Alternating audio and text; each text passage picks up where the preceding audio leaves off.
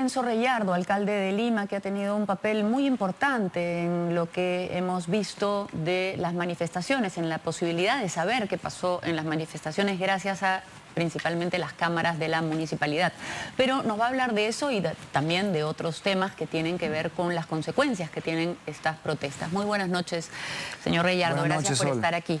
Gracias a ustedes por la invitación. Empecemos por las cámaras. Han cumplido un papel importantísimo y probablemente pueden seguirlo cumpliendo. Por ejemplo, joven suboficial que ha disparado y que narra que lo perseguían, que lo atacaron, pero eso todavía no se ha visto. ¿Cabe la posibilidad de que las cámaras de la Municipalidad de Lima hayan registrado los ataques que sufrió para corroborar su versión? Sí, por supuesto, cabe la posibilidad. Nosotros contamos con 444 cámaras. Inicialmente recibimos 197 y estas 444 cámaras están operativas. Por lo tanto, sí es posible que en alguna secuencia que podamos hacer, hemos tenido un requerimiento de imágenes de las autoridades una tras otra, hemos cumplido con todas, pero hay algo que quiero precisar y que es importante para entender que aquí ha habido premeditación y que acá han habido infiltrados. Nosotros el 14, que fue la noche previa a la de la marcha y a estos incidentes fatídicos y por supuesto a nombre de la Municipalidad Metropolitana de Lima lamentamos y nos hacemos solidarios de la familia de esta persona que ha fallecido, pero la noche anterior, Sol, nosotros denunciamos, y tengo la denuncia penal aquí, un hecho sin precedentes, un sabotaje. Nos cortaron la troncal de la fibra óptica y nos iban a dejar más que con 29 cámaras. ¿Eso significa que alguien quería que no se grabara lo que iba a suceder al día siguiente? Exactamente. ¿Y lo que te dice pues, que es una actitud delincuencial, ¿no? Claro. Esta es la denuncia, es una denuncia penal que hicimos oportunamente. Trabajamos toda la noche del 14 para tener las cámaras operativas. ¿Cómo se dieron cuenta que habían 15. cortaron las cámaras? Se cortaron las cámaras, ya, pero nadie vio a las personas que se acercaron. Sí, ahí tienes las imágenes, eso es de una de nuestras cámaras también, y encontramos esto que fue pues el acto en sí del corte de la fibra óptica. Aquí nosotros el 13 de octubre, lo tengo ya en la cronología, se registra una pérdida de cámaras de la red de fibra óptica troncal que recorre el Puente Balta. La verificación en el campo se constata un corte de la red de fibra perteneciente al sistema de videovigilancia ubicado a la altura del jirón Ancash 625. Se presume que fue ocasionado por terceros. Estas dos personas en moto serían las que se detuvieron ahí, sabían que por ahí pasaba la fibra. Exactamente. Y la cortaron. Y que probablemente incluso tengan algún vínculo o alguna información con algún ex funcionario de la municipalidad o alguien que sabe efectivamente por dónde pasa esta comunicación, ¿no? Pasa la comunicación. Pero lo grave de esto, Sol, es que nos iban a dejar sin ojos vigilantes. Y felizmente pudimos detectarlo, pudimos denunciarlo y pudimos reponerlo. Todo eso, antes de que se iniciaran. Todo antes de que se iniciara. Pero acá lo saltante es la conducta, ¿no? Esta premeditación para después ver lo que hemos visto. Ahora, las cámaras muestran imágenes de violencia, pero también me imagino que han registrado las partes pacíficas de la marcha, ¿verdad? Porque estamos de acuerdo en que hubo de las dos. Por supuesto. Y eso, otra cosa que también, por tu pregunta, me permite recordar que nosotros le entregamos a todos los medios de comunicación un link para que accedan en tiempo real a nuestras imágenes. Claro, nosotros las pusimos en la pantalla. Y ustedes la pusieron, y eso creo que muestra también que acá no se pretende tapar nada o blindar o negarse a proporcionar la información a toda la población, porque es fundamental que la información se sepa completa, ¿no? ¿Cree que esa colaboración de la Municipalidad de Lima, que permitió que se viera todo lo que había pasado, incluso la muerte de este joven, es lo que ha determinado que ahora haya sido distinto? Digamos, en otras marchas, cuando ha habido muertes, ha costado mucho identificar quién ha sido. Ahora, muy rápidamente salió el mismo general Arriola diciendo... Sí, considero que sí, no está bien que yo lo diga, porque evidentemente pienso que es mucho más elegante que lo reconozcan otras autoridades, pero sí, tengo que decirlo. Las imágenes y el aporte de la municipalidad en ese sentido nos preocupamos mucho para que todas estén operativas, que todas estén funcionando. Y eso es fundamental, pues. Esas imágenes no permiten hacer una labor de prevención, no de prevención con mucha anticipación, pero digamos, tienen 400 cámaras, están registrando el momento en que, por ejemplo, la gente empieza a sacar estas piedras. ¿No debería haber una coordinación con la policía para que la contención se haga antes de que se desate toda la violencia? Hay, Sol, hay. Nosotros en nuestro CECOP, en nuestro centro de recepción de imágenes de las cámaras, y ojo que también hubo otro incidente que también buscaba ya no dejar sin conectividad las cámaras, sino también dejar sin fluido eléctrico el CECOP. Ya, pero ese es otro tema que estamos todavía tratando de tener más información al respecto. Pero me hablaba de la colaboración con la policía para contener. En el CECOP tenemos fuerzas de la Policía Nacional, hay efectivos de la Policía Nacional, del Ministerio Público y de la Defensoría del Pueblo.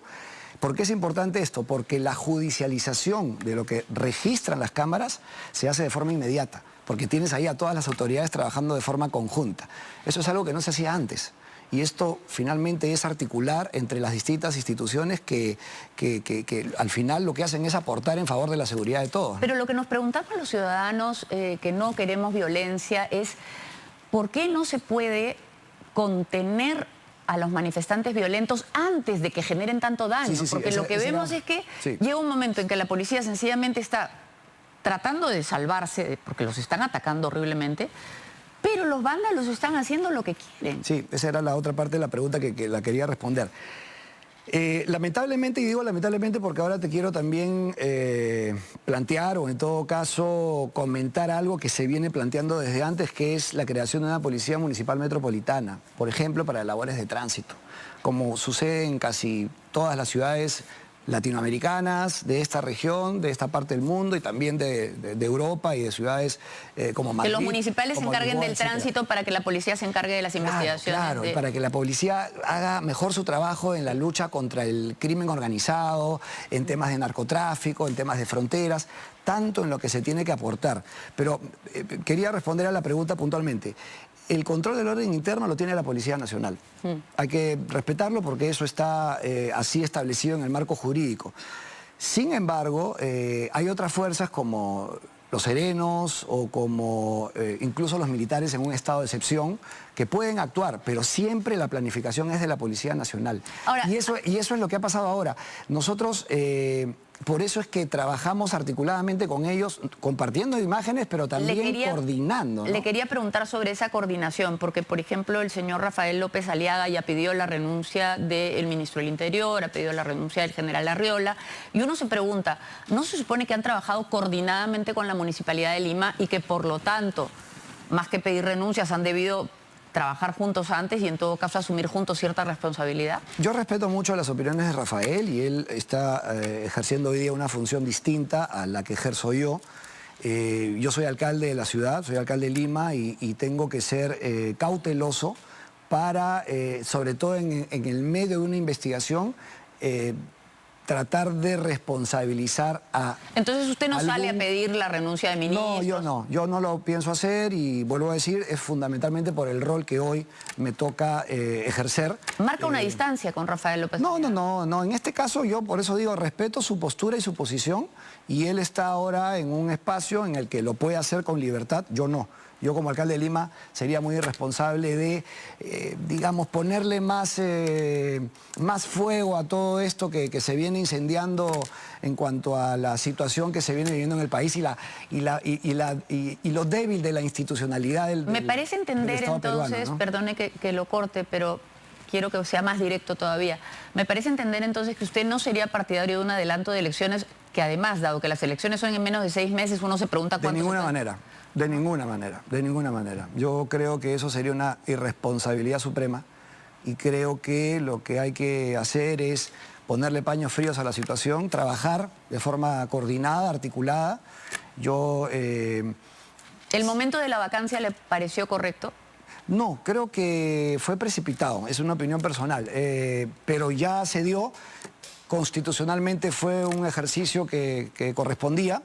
Es esta sucesión constitucional que la ejerce ahora quien ejercía la presidencia del Congreso, y hay que apoyar y hay que respaldar, pero también esto no es un cheque en blanco, ¿no? Hay que esperar que se tomen medidas. ¿Y qué medidas que seguimos esperando, ¿no? ¿Qué medidas cree que se deberían tomar para lograr más seguridad para los ciudadanos de Lima y del Perú? Sol, el tema de la inseguridad ciudadana, tú ya me has entrevistado hace muchos años y yo creo que ya se ha planteado muchas veces, ¿no?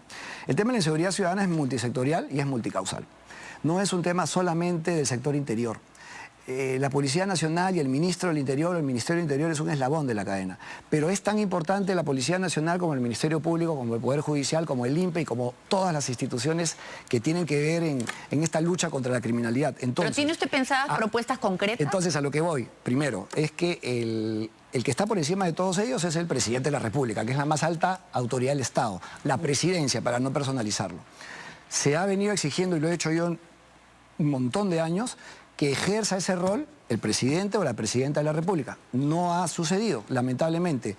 Y es por esa razón que yo considero que las medidas que se tomen, muchas de ellas drásticas, se tienen que dar desde ese espacio que tiene el presidente de la República. ¿Qué medidas drásticas? Dime alguna. Dígame. Por ejemplo, ¿no? Analizar el tema del estado de emergencia, creo que es una medida que se tiene que adoptar, pero con otras medidas adicionales. Por ejemplo, el tema de las motos, ¿no? El tema de las motos, los delitos se están generando permanentemente en motos lineales. Pero ya se dieron esas medidas y no han funcionado. Pero se tienen que dar con más drasticidad. El tema de los extranjeros también, de los indocumentados, hay que ver cómo se hace para o expulsarlos o tenerlos en una prisión preventiva hasta que se regularice su situación, pero eso también es algo en lo que se tiene que actuar. La mayor parte de los delincuentes son nacionales, ¿eh? Hay de todo, pero yo creo que por eso digo, hay que actuar en varios espacios de forma paralela, de forma simultánea. Y uno que también es importante es el de los penales, ¿no? Que los miembros de las Fuerzas Armadas salgan a tomar el control de los penales que están en una situación muy complicada. El hacinamiento de los penales es tremendo. Una persona privada de su libertad, que es un interno primario, se convierte inmediatamente en un delincuente a la hora que cruza e ingresa a un penal, porque es infrahumano como viven en estos centros carcelarios, ¿no? El drama de los penales es tremendo. Ahora, usted, para regresar un poco a su tema municipal, usted ha recibido la municipalidad y tiene un periodo que completar y hay muchas obras incompletas que han generado reclamos de la gente. ¿Qué cosa le ofrece usted como alcalde de Lima respecto a esas obras a la ciudadanía? No, mira, la vía expresa que no es expresa. Hay muchas obras entregadas, Sol, muchísimas obras entregadas, y yo saludo la gestión de Rafael porque ha sido capaz de generar inicialmente una reingeniería en la Municipalidad Metropolitana. Había una burocracia gigantesca, se redujo, se puso en azul, se salió afuera para poder emitir bonos, se trajeron 5.000 millones de soles, los 5.000 millones de soles han estado directamente al servicio de estas obras de infraestructura. Eso es una deuda enorme. No se ha podido entregar todo, obviamente, pero hay una enorme cantidad que no las tengo, pero no te las voy a ¿Pero qué le promete usted? Usted es el alcalde hoy. Culminar las obras, por supuesto, culminar la obra de Rafael, porque es una obra básicamente del exalcalde de Lima, Rafael López Aliaga, culminarlas y por supuesto ponerlas al servicio de la población en el más breve plazo. Eso es mi compromiso. La vía expresa, ¿qué va a hacer con esa vía expresa que va a nivel y que por lo tanto tiene problemas? La vía expresa tiene una serie de proyectos, inclusive con flyovers, en algunos intercambios. Vamos a hacer todo el esfuerzo para poderla tener funcionando en perfectas condiciones, yo te diría en los próximos 3 o 4 meses, ¿no? Ese es un poco el compromiso. 3 o 4 meses. Vamos a hacer los esfuerzos para poder lograrlo, ¿no? Ya. ¿Y alguna otra obra que considere prioritaria? La famosa Ramiro Prealé, que también está muy avanzada y que nos va a permitir tener fluidez en todo el sector que va de este a oeste y que se ha afectado durante tantos años, ¿no? Esa obra realmente ha sido también una decisión política y sobre todo una situación que ha generado que se pueda tener en las condiciones que hoy está a nada de poder estar ya al 100% operativa, ¿no? Pero esa decisión, y eso fue por muchos años, ¿no? Esa decisión de tomar una obra que estaba concesionada le ha generado una contingencia legal tremenda a la Municipalidad de Lima, así como otras decisiones de Rafael López Aliaga. ¿Qué van a hacer con eso? Ya perdieron varios procesos, tienen que pagar millones. A ver, En el caso de la Ramiro Prealé, el tema a nivel legal está bastante encaminado, no tenemos ahí mayor preocupación. En el caso de los peajes, que de repente es a lo que te querías referir, sobre los arbitrajes... Me refiero, porque en realidad en la Ramiro Prealé hay un problema también. Sobre los arbitrajes, fíjate que ya han habido medidas, sobre todo el Tribunal Constitucional, en que han liberado el cobro de peajes en el norte y ahora se viene muy próximamente, esperemos, que también se liberen en el sur. La empresa se ha declarado en default, en quiebra, la empresa Rutas de Lima. Han perdido arbitrajes y deben millones por decisiones de no respetar contratos. Ahora me refiero a los arbitrajes. En el extranjero se está también litigando y estamos por tener a nivel judicial en los tribunales de Nueva York y de Washington un concepto que se llama el discovery, que va a permitir saber cómo fue que se adquirieron las acciones. Ya se los negaron. No, todavía. Varias veces. No, sí, pero ahora apela y apela y apela. Es que lo que pasa es que hubo un fiscal que se ha descubierto que habría estado vinculado a la empresa Odebrecht y entonces ahora se está reabriendo los casos. Fíjate que esa es la teoría de la defensa, más bien en Francia, la parte contraria dice que... En Francia han reabierto el tema porque en Francia, y creo que es con el tema de Vinci, en Francia el arbitraje se ha caído porque se había resuelto a favor de la otra empresa. En fin, sí. Sol, lo que yo quiero decir es que... Vienen apelando y hasta ahora vienen perdiendo. Esa es la verdad. Lo que yo quiero decir es que estamos siguiendo una estrategia legal que sigue su curso y esperemos que en los próximos meses tengamos noticias favorables para los vecinos de Lima. Y una cosa importante, ¿y si no las tenemos? Es tremendo lo que se ha venido viendo, lo que se ha venido afrontando respecto al cobro de estos peajes carísimos que tienen un servicio malísimo. No es un secreto eso. Uno cuando quiere trasladarse al sur o cuando quiere trasladarse al norte o cuando quiere trasladarse al aeropuerto, tiene que hacer unas colas gigantescas. En ningún país del mundo se permite eso. Cuando la tienes municipalidad una determinada cantidad de tiempo se levanta la pluma y eso es servicio adecuado, ¿no? Bueno, en realidad no era parte de la... Pero le teníamos que preguntar porque es parte de su trabajo de ahora. Pero bueno, espero que venga en otro momento para hablar de esos temas porque merecen con mucho gusto. Una cita aparte. Con mucho gusto.